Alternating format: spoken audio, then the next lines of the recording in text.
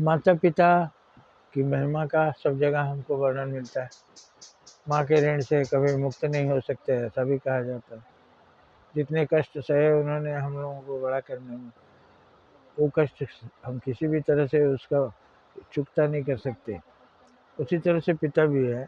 तो हमारे यहाँ हम गणेश जी की पूजा करते हैं, बहुत श्रद्धा से करते हैं। लेकिन गणेश जी के बारे में जान लीजिए एक बात, कि हाथी सा बल हो जाए, गणेश जी का मुँह हाथी का है, हाथी सा बल हो जाए तभी पूजो माँ बाप को। अगर ऐसा बन जाओगे तो जग पूजेगा आपको। याद हुआ? हाथी सा बल हो जाए, इतना ज़्यादा बल हो जाए, हाथी सा बल हो जाए तब भी पूजो बाप को। अगर ऐसा बन जाओगे तो जग पूजेगा।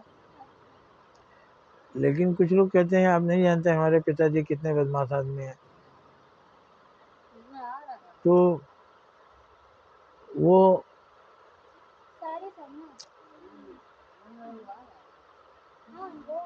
हाथी सा बल हो जाए तब भी पूजो माँ बाप को। अगर ऐसा बन जाओगे तो जग पूजेगा। लेकिन आप निकालते हैं कि बाप हमारे ऐसे हैं, बुरे आदमी हैं। तो आप गणेश जी का सुन लीजिए, भंगेड़ी था बाप। गणेश जी के पिताजी भंगेड़ी थे, नशेड़ी थे, गजेड़ी थे।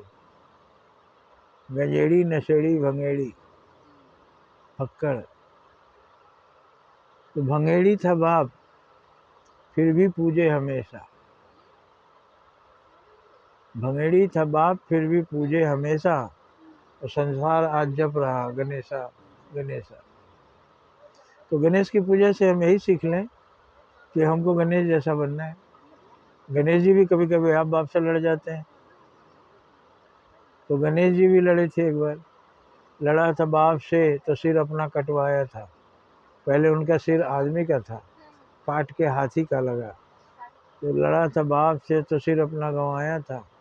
और पूजा जब पैर तो रिद्धि सिद्धि पाया था। दोनों दिखाया गया है। बाप माँ बाप से लड़ोगे तो सिर कटा कहलाओगे। सिर कटा माने, सिर कटा का मतलब है कि लोग कहेंगे इसके पास माथा नहीं है। उसे लड़ रहा है जो अपना सब कुछ इसको दे रहा है, इसी के लिए जी रहा है, और उसी से ये लड़ रहा है। बिना माथा का आदमी है, सिर कटा आदमी है। और जब पैर पूजे गणेश जी, शिव जी का, तो रिद्धि सिद्धि पाए। गणेश जी को रिद्धि सिद्धि का दाता कहा जाता है। उन्हें, उनके पास तो अपने सब कुछ भरा हुआ है, दूसरों का भी भर देते हैं। इतनी ताकत कहाँ से आई गणेश जी में? माँ बाप की पूजा करने के बाद। तो देवताओं ने की एक बार सभा हुई और ब्रह्मा जी ने कहा किस देवता की सबसे पहले पूजा होगी। सब लोग अपना अपना बताने लगे, मैं सूर्य हूँ इतना तेजस्वी हूँ, मैं पवन हूँ इतना बलवान हूँ, मैं सागर हूँ इतना बलवान हूँ। सब देवता अपने अपनी ताकत दिखाने लगे।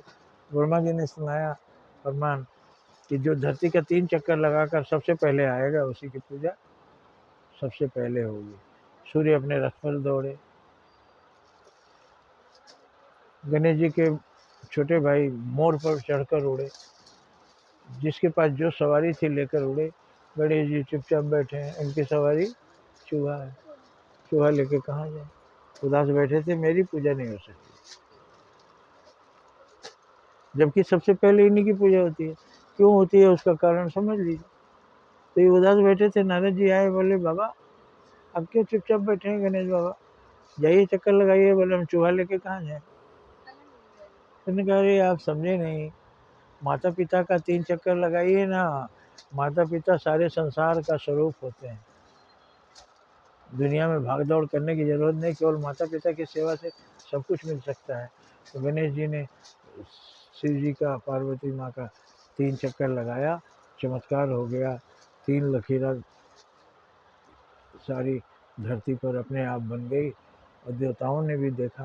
ब्रह्मा जी ने अपना फैसला सुनाया कि केवल गणेश की पूजा सबसे पहले होगी, क्योंकि गणेश ने ही सही मतलब समझा माता पिता की पूजा की। अब एक तरह से कहेंगे कि चीटिंग हुआ।